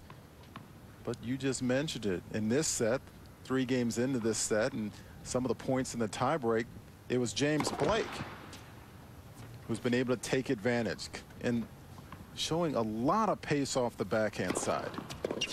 30 all in game 3 of the 4th set. Game apiece. The two-handed backhand from Blake. Game point for Safin. He's been very steady at the net when he's come into volley. He's really had no flaws in his game so far. Even in the 3rd set tiebreak, just 1 break in the set itself, and then losing 8-6 in the tiebreak. James Blake raising his game in that 3rd set. Had some slumped shoulders and frustration in the 2nd set, but he gathered himself together, and here he is in the 4th. And I tell you, I got to say, James Blake, with the tennis that he's played throughout this match, it's a little unfortunate from his standpoint that he is down 2 sets to 1, because he played a pretty solid 1st set, even though they did trade 2 breaks of serve in the 1st set. Here's some of the match statistics. Safin at one point was serving, Blake was serving well into the 70% range, but 64 on the match.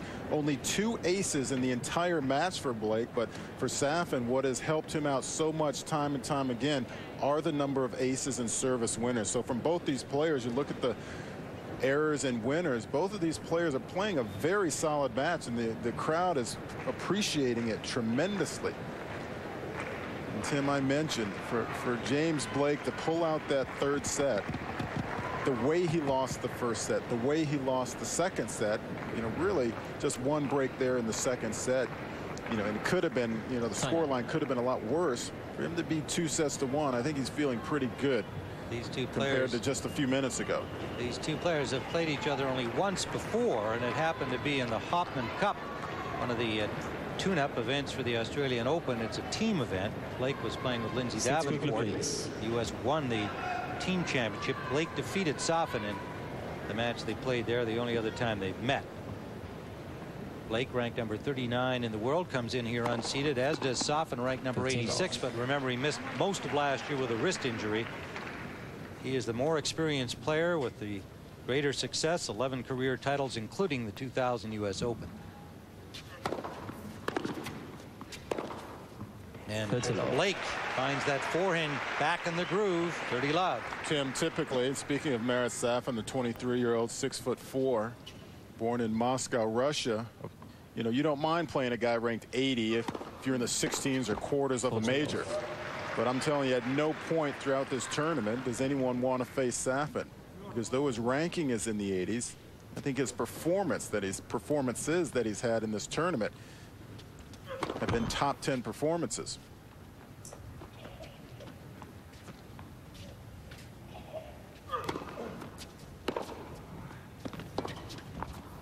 A weak backhand there from Blake. 40-15. Marat Safin defeated American Brian Bahaley in the 1st round. And then Jarkko Nieminen of Finland. Todd Martin, he had to go 5 sets against the veteran American, but he played very well in that match. James Blake ousting Ivan Miranda, Nicolas Lepenti, and a French qualifier, Olivier Patience. Did not have much trouble with any of them.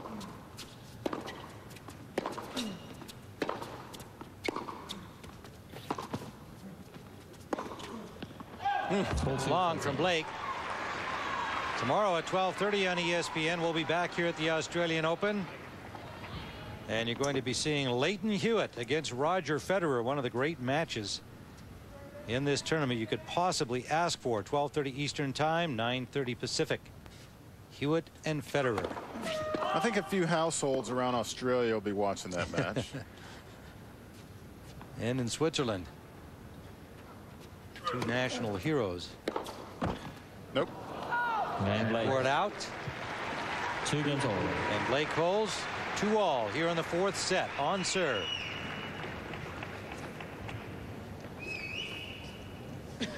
Garrett Soffen, we mentioned he won the U.S. Open in 2000. He defeated Pete Sampras, whipped up on him in the final, and has been in the finals here at the Australian in 2002, his best full year out on the tour. He was a semi-finalist at the French that year.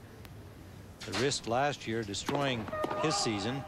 Played in only 14 tournaments and won only 12 matches. In fact, he tore ligaments in his left wrist at this tournament last year. Low 15. But with the talent that Marat Safin has shown at such an early age, and you mentioned 2000 winning the U.S. Open, that year he also finished #2 in the world. Just shows you how close this match is. Just 4 points difference. But yet, Safin is up a full set.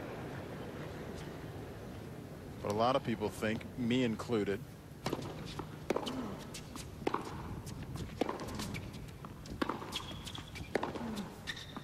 a lot of players and media think that Safin is a player that should have more than 1 Grand Slam title to his name. But he says he's rededicating himself. I think he just realized his talent and how important tennis is to him when he really couldn't perform last year because of the injuries. Previously, he wasn't performing because he wasn't dedicated. 30-15. 30-15, Safin. 2-all here in the 4th set. Safin won the first 2 sets. James Blake of the USA, Tampa, Florida, came back to win the 3rd in a tiebreak.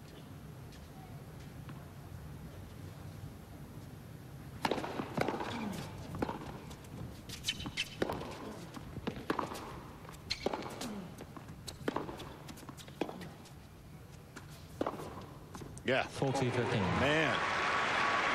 I mean, how he takes that ball, and that's a pretty low ball there, and just gets good racket head speed, and he can equally go cross court as well as down the line.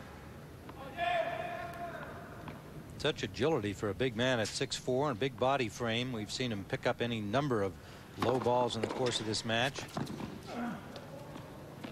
There's an open court for Blake, no mistake. You know, since James Blake took his hat off, he's turned the match around. We should be making that point. Yeah, that's right. You had made that point at 2 sets to love down. Coming out of the break, he took the hat off. A little superstition there. If he's up 2 sets, he doesn't take that hat off. He leaves it on. Well, this is his first time showing that new pate live to the American television audience as well, having put his dreadlocks on eBay to help a charity. And so we have a 3-2 lead. Safin here in the 4th.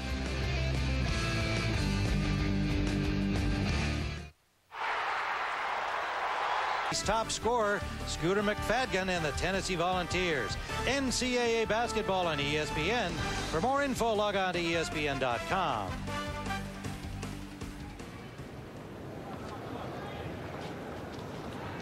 James Blake will serve at 2-3 here in the 4th set. 15 off.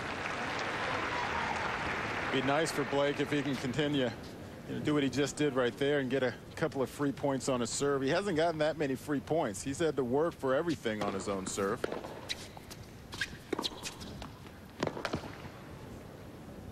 That's too good, right on the paint. No problem knocking that off. So many times you work so hard on your opponent's serve. 64% first serves in for Blake. 51, not too bad on the second. 51%. Second serve points won. But the point I was making is you work so hard on your opponent's serve. You know, it's nice to get free points on your own serve. He just hasn't. Safin not too happy with the non-call on the baseline, but no word from Enrique Molina, the chair umpire. Just a whole different look out here for Blake, having won that 3rd set and going to the time break and doing so well in it. 8 points to 6. Got a different attitude. You can see just his whole demeanor out there. We're at 3 apiece in the 4th set. Safin 2-1 over James Blake.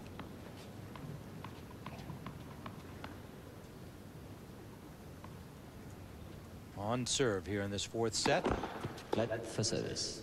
Safin with 18 aces in the match thus far, to only 2 for Blake.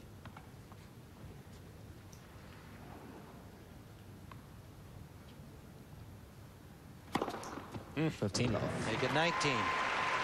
And most of his aces have actually come up the tee, but that one out wide.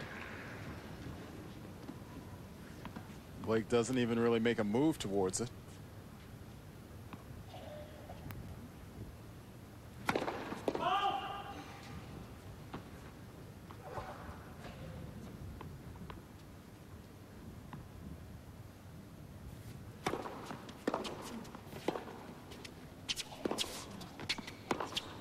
Blake coming in. Nice touch on that drop volley.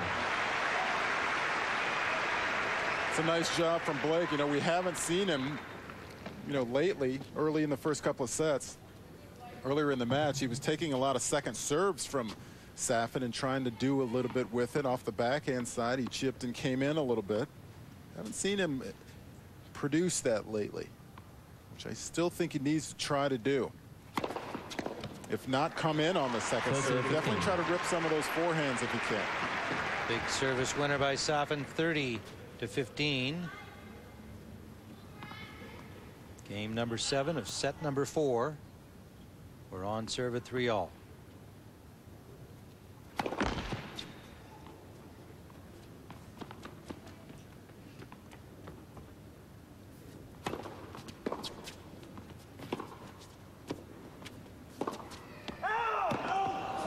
Just wide, and Blake was sure that he got some of the paint.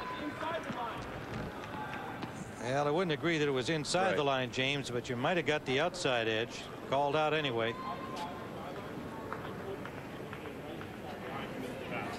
There's no way that Enrique Molina is going to overrule on the far side of the court, but for a second there I thought James was going to complain about the non-call on his side of the court. But that ball just hit on the line, and his ball just hit out.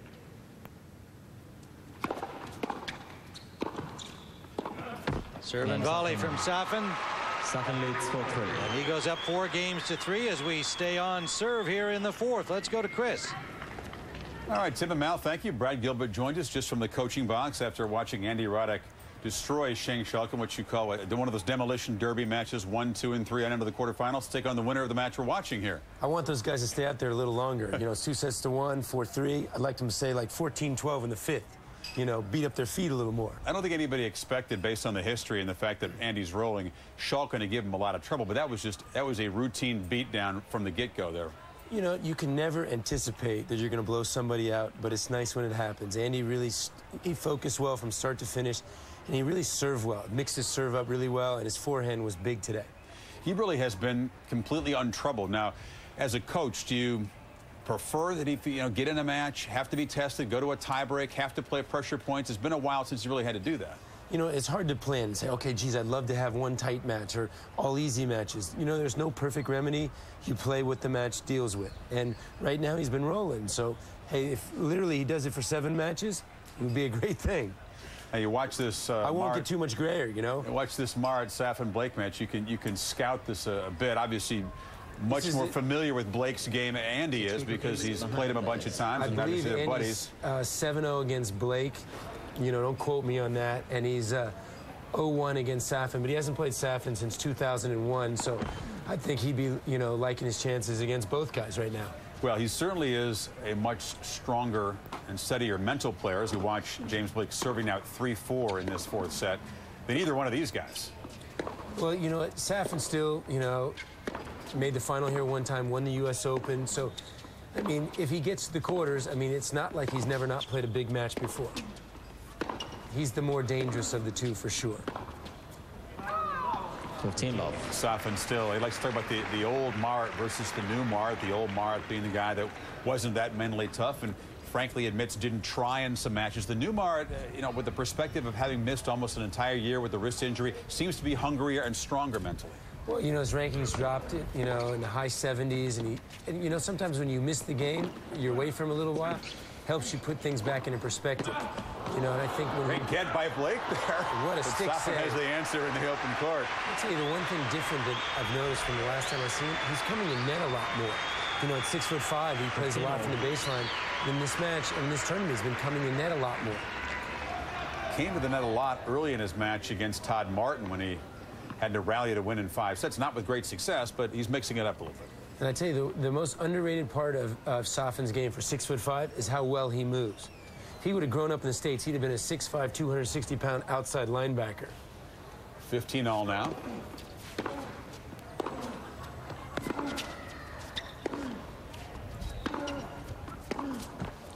This is a pressure time right now for James. You know, he can ill afford to lose serve, otherwise Safin will be serving for the match. And the forehand let him down a little bit in some pressure points in the first couple sets of this match, as Tim and Mal mentioned. A much steadier third set. Wasn't trying to go for so much, keeping the ball in the court, making Safin work a little bit. Well, James' game is predicated on his forehand because he runs around so many backhands.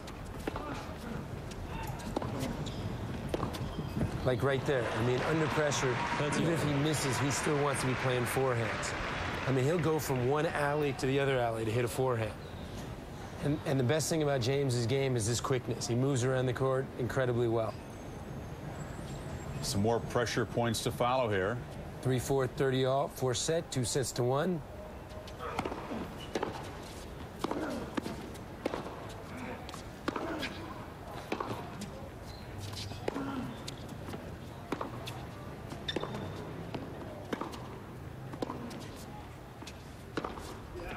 That's a heck of a shot right there from Safin. That's just tremendous natural power. That's not racket technology. That's not training. That's just natural power from the back court. You know, I call that's good transition tennis. He played really good defense on that wide forehand, and as soon as he had a short ball, he just locked and loaded right there.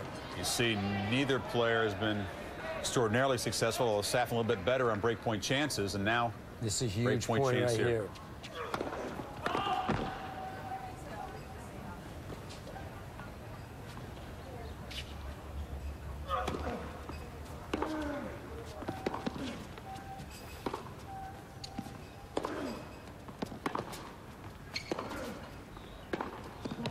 Overhits right there. I tell you, James gives you a look sometimes, though, because he runs so far sometimes to hit a forehand. He does open up the forehand side of the court. Murat had a good look at a forehand approach right there. James was awfully lucky right there. He missed that.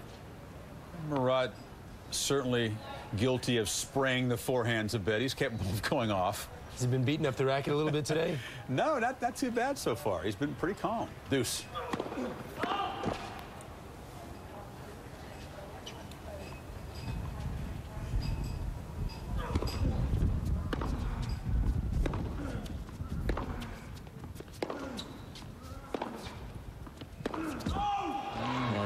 I tell you, in the last 20 minutes, too, the wind has picked up a lot. That's a lazy error right there from James. Kind of jumped backwards, set up another break point right there. Forehand letting him down. A first serve would really help here. He had trouble, doubles popping up at inopportune moments here. Twins? Twin killing? He'd like to get the first serve in. Took a lot off of it, didn't he? Went for the, went for a little kicker down the middle. That's actually kind of a cheap error from Murat. I'm surprised he didn't make him play there. But I tell you, when you haven't played a while, you know, your nerves in tight matches, no matter how much you practice, you cannot replace playing a tight match. He had one against Martin, though, in the previous round. Came through at 7-5 in the 5th.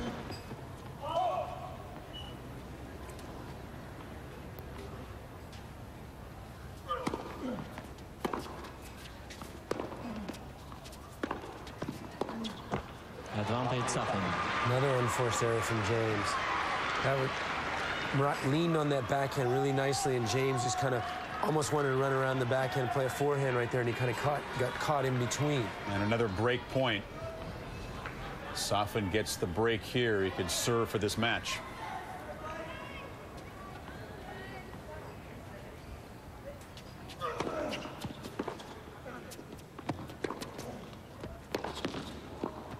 Very nice another break Point saved by James Blake. Nice kick out wide, got the short return. He pounced on the forehand, came in. That's a solid play from James right there.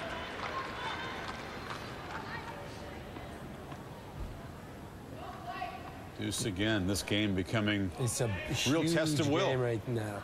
And Murat's looking a little bit wary to me. Wary or weary or both? A little both. Okay. Wary, you're right, weary. It's looking a little weary. Dazed and confused.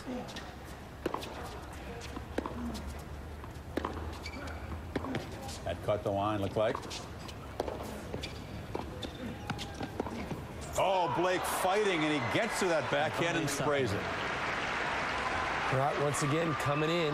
James had a good look at that first pass, didn't do enough with it, and really misfired on that second backhand pass right there. And yet another break point for Marat Safin to go up 5-3 and serve for a spot opposite Andy Roddick in the quarterfinals. Big chance now for Roddick on the second serve right here.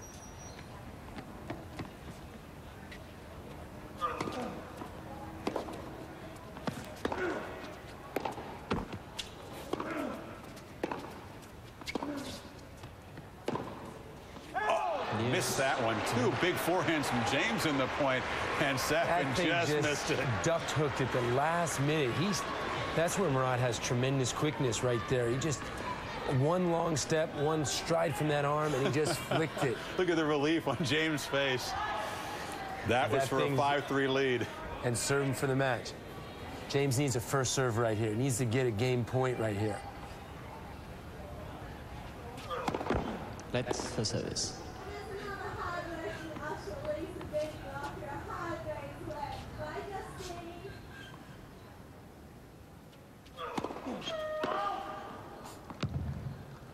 Buy a first serve on that deuce side. Once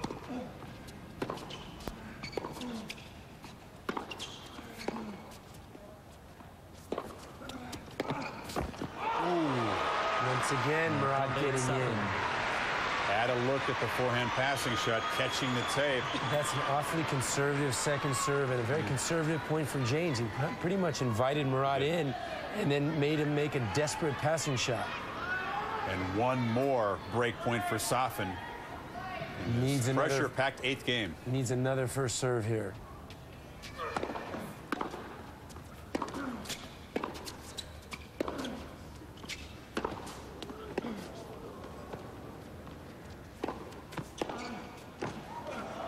You get it.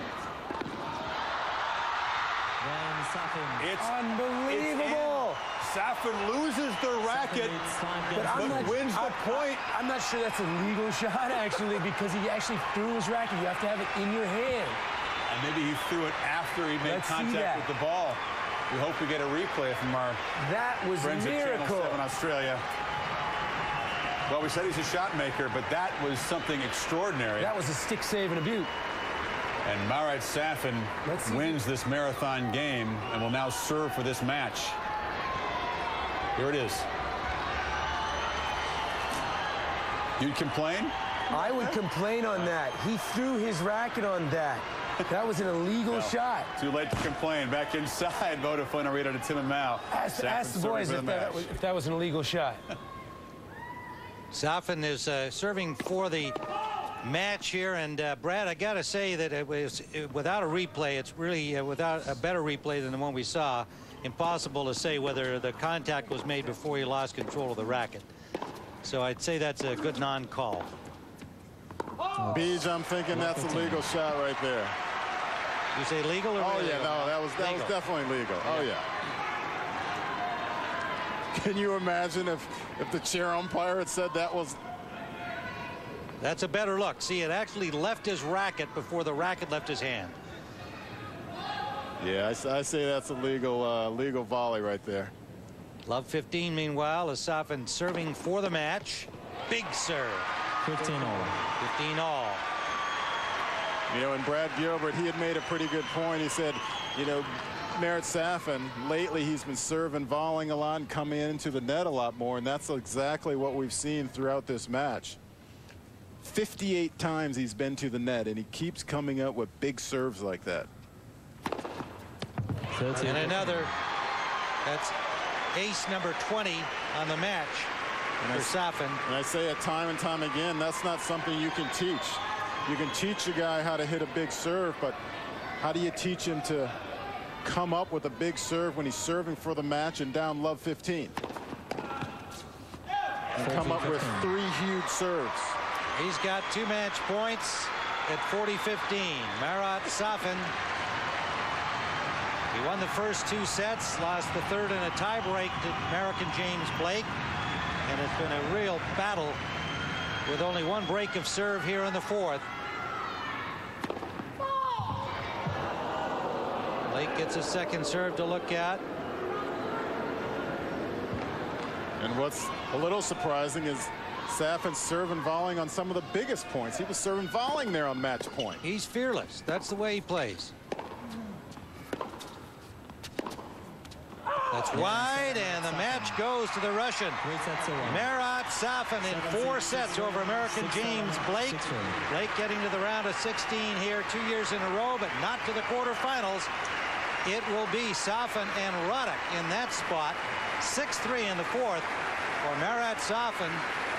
It was very impressive today, and that should set up a very exciting match between the top seed Andy Roddick and this guy, ranked 86 in the world, but as we said, throw it out. He's a former U.S. Open champion, and he is in the top, the elite of tennis and the ATP. Well, I've always said that this is not a guy that players want to meet, and this is the way it's looking right now in the quarterfinals. Andy Roddick, the #1 player in the world, taking on Safin, and down below, Andre Agassi taking out Srichaphan in straight sets. And Sebastian Grosjean taking out Ginepri, who also had a very, very good tournament, taking that match in 4 sets. And so Safin advances against Andy Roddick in the quarterfinals with his victory here over James Blake. Let's go back to Chris Fowler. All right, Tim and Mal, thank you. Great to catch a set of that. And Brad Gilbert got a chance to scout. There. You heard Mal say Safin never a guy that anybody wants to play, and he's going to have to play him now. Well, I mean, obviously he's a dangerous player. I mean, his ranking dropped because of he's injured a lot last year, and he's looking forward to it. You know, Andy Roddick's not a guy anybody wants to play now either. I mean, he's steamrolling people. You can't really take much of the head-to-head meeting back in L.A. in 2001 on a hard court. That was a long time ago for Andy. He's progressed a long time. I was going to say Andy's a little different player, and Marat's a different player. But I'm telling you, it's going to be a lot of fireworks out there. It's going to be some big hitting. This is what, if you're Andy Roddick, you got to live for now. Week 2 of a major, bigger opponents, bigger challenges. You know what? The second week, domination, crushing from the start. It was just worked out that way. Do you prepare yourself mentally going in for a long fight? Yeah, absolutely. I don't think you ever go into a match thinking, yeah, I'm going to dominate this one. You're always a little skeptical, and anything can happen. But I definitely didn't expect the result against Taylor the other day, and he definitely, to his credit, can play a lot better than that. But it's just the way it's worked out so far. Let's watch your highlights against Schalken, the guy that she'd beaten in all 3 of the previous hardcore meetings, but not really a brutal beat down like this one turned out to be. There you are, top of the screen, and a little lucky break from the net cord. That makes things easier, right? Look at the touch. Look at the hands there. It's like the one volley winner I've hit in the last 2 years. Stretching out on the forehand. Yeah, I felt like I was moving pretty well today, and this was just a lucky shot right here. That's great defense, and then the winner. 6-1 and 6-2, and on to the 3rd set. Yeah, it was like that pretty much all 1 hour and 19 minutes, and you move on. And again, only losing serve twice in the first 4 rounds, losing very few points on your first serve. But I know you expect things to get a little bit tougher now in the quarterfinals. Marat Safin, the big Russian who just beat your buddy James Blake. His ranking may be down in the 80s, but obviously he's a former U.S. Open champion, and he's got like top 5 talent.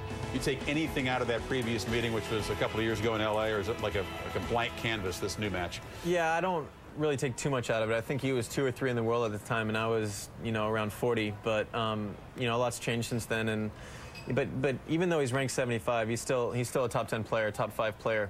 His talent hasn't gone anywhere. His game hasn't gone anywhere. He's just been off because of injuries. So it's a little deceiving. As far as game plan, I mean, I know that Brad and you will talk about things, but are you just at the point where you're going to play your same game regardless of the opponent, or how do you approach the Safin match? You guys obviously got a lot more game than a lot of the folks who've been playing. Yeah, absolutely. You know, it's tough to really formulate a definite game plan against Marat because he doesn't really have holes in his game. You know, so I think I definitely have to focus on what I've been doing well and maybe go about it that way. Now, what are you doing at a slam when you're not playing? Because you play like an hour and a half every other day. What are you doing with the rest of your time here in Melbourne? I haven't been doing much, man. Literally, my off days, you know, it's pretty busy. I have about 25 minutes worth of practice. I have to fit a nap in somewhere. You know, I got a shower before dinner. I mean, it's a rough day. 25 minutes of practice. I mean, that's it. I mean, a lot of guys would go out and hit a lot in a day off. That's not you, huh? No, I mean, if I'm feeling, I'm very weird. I mean, if I'm feeling good after 20 minutes of hitting, I'll just call it. You know, there's no reason to go out there. But if I'm not feeling good about something, then I'll go out and give it a proper practice. But, you know, I'm not too consistent with it. You have a day off, perhaps, to focus on stuff like the Metallica show, which is nearby here. You considering? Oh, absolutely. You know, I probably won't be able to make the whole thing, but I'll definitely try to, you know, get my ears blown out and see a couple songs. Andy, thanks for joining us. Week 2 of a major is rule number 1. You're supposed to play big matches, and you're going to get a chance. Look forward to it. All right, thank you. Andy Roddick, Marat Safin in the quarterfinals. This was pretty routine against Schalken. Again, 6-1, 6-2, and 6-3. And the Roddick fan club growing here in Melbourne. Life. To really live it, you need to stay strong, get active. And for most of us, that means losing weight. And now you can do it in half the time. Introducing the Nautilus Tread Climber, a machine so effective we guarantee results in just 30 days. One short workout on the Tread Climber burns twice as many calories as treadmills, bikes, or stair steppers. The secret is the unique dual treadles that let you step up as you walk forward, so you do twice the work in one effortless motion. Tread Climber is easy on the joints because it's as simple as walking. Pick up the phone, call and ask for your free video or DVD that tells you all about the Tread Climber. Get on with your life in half the time. Just 3 short workouts a week on the Tread Climber will get you in the best shape of your life. Now you can own a Tread Climber with no money down and affordable monthly payments. Call us for a free video or DVD, or visit us at nautilusdirect.com today. The Australian Open, the first Grand Slam, is presented exclusively on ESPN2. A guy who rose to number 1 last year, descending our stairs. Very nice of Andy Roddick to drop by after rolling over Schalken into the quarterfinals of the Australian Open.